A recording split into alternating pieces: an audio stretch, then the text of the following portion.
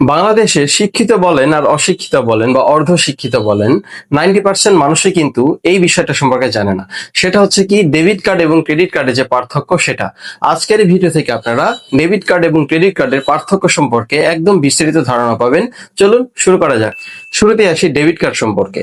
ধরুন আপনার ব্যাংকে নির্দিষ্ট একটা টাকা আছে, সেটা 10,000, 20,000 বা 1 লক্ষ, 2 লক্ষ যে কোনো অ্যামাউন্ট হতে পারে। আপনি ডেবিট কার্ড নিয়েছেন, এখন এই কার্ড আপনি কি করতে পারবেন? এই ডেবিট কার্ডের মাধ্যমে ওই যে আপনার ব্যাংকে টাকা আছে, আপনি যেমন ব্যাংকে গেলে চেক দিয়ে টাকা উঠান, সেই টাকাটা আপনি ডেবিট কার্ডের মাধ্যমে যে কোনো বুথ থেকে কিন্তু উঠাতে পারবেন। আপনার যদি অগ্রণী ব্যাংকে অ্যাকাউন্ট থাকে, আপনি অগ্রণী ব্যাংকের বুথ থেকেও তুলতে পারবেন। এটা চাইলে আপনি অন্য ব্যাংকের বুথ থেকেও তুলতে পারবেন। সাধারণত যেটা হয় যে অগ্রণী ব্যাংকের ডেবিট কার্ড যদি আপনি অগ্রণী ব্যাংকের বুথ থেকে তোলেন তাহলে কিন্তু কোনো চার্জ প্রযোজ্য হয় না। আর যদি আপনি অন্য ব্যাংকের বুথ থেকে তোলেন তাহলে কিন্তু ব্যাংক ভেদে 10 টাকা বা 15 টাকা চার্জ প্রদত্ত হয়। আপনি তাহলে কি বুঝলেন? ডেবিট কার্ডটা হচ্ছে সেই কার্ড যেটা আপনার ব্যাংকে অলরেডি টাকা আছে, সেই টাকা আপনি উঠাতে চাচ্ছেন, এই ডেবিট কার্ড দিয়ে কিন্তু আপনি সেই টাকাটা উঠাতে পারবেন। এবার আসি ক্রেডিট কার্ডের বিষয়ে। আপনার ব্যাংক অ্যাকাউন্টে টাকা নেই, কিন্তু আপনি চাচ্ছেন যে আমি নির্দিষ্ট একটা কিছু টাকা ব্যাংক থেকে কি নিব, নির্দিষ্ট সময়ের জন্য ধার নিব এবং নির্দিষ্ট সময়ের পরে এটা পরিশোধ করব। এটা হচ্ছে ক্রেডিট কার্ডের বিষয়।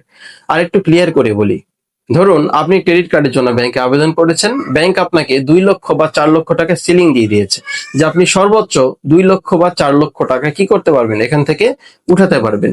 এই ক্ষেত্রে আপনি যেটা করতে পারবেন সেটা হচ্ছে যে কোনো বুথ থেকে এই ক্রেডিট কার্ডের মাধ্যমে আপনার যেই সীমা, এটা কিন্তু একটা লোন, ক্রেডিট কার্ড কিন্তু একটা লোনের মতো।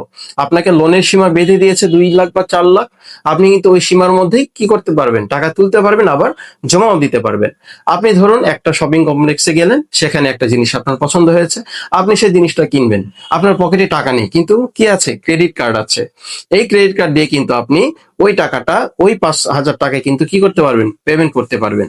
এবং পরবর্তী 45 দিনের মধ্যে কিন্তু এই টাকাটা কি করতে হয়, ওই ক্রেডিট কার্ডের অ্যাকাউন্টে আবার জমা দিতে হয়। তাহলে কিন্তু কোনো ইন্টারেস্ট কাটে না। 45 দিন পর থেকে ইন্টারেস্ট কাটা শুরু করে। এটা ব্যাংক ভেদে বিভিন্ন ধরনের নিয়ম থাকতে পারে। তাহলে ডেবিট কার্ড মানে আমরা বুঝলাম যে আপনার ব্যাংকে টাকা আছে, সেটা আপনি উঠাবেন।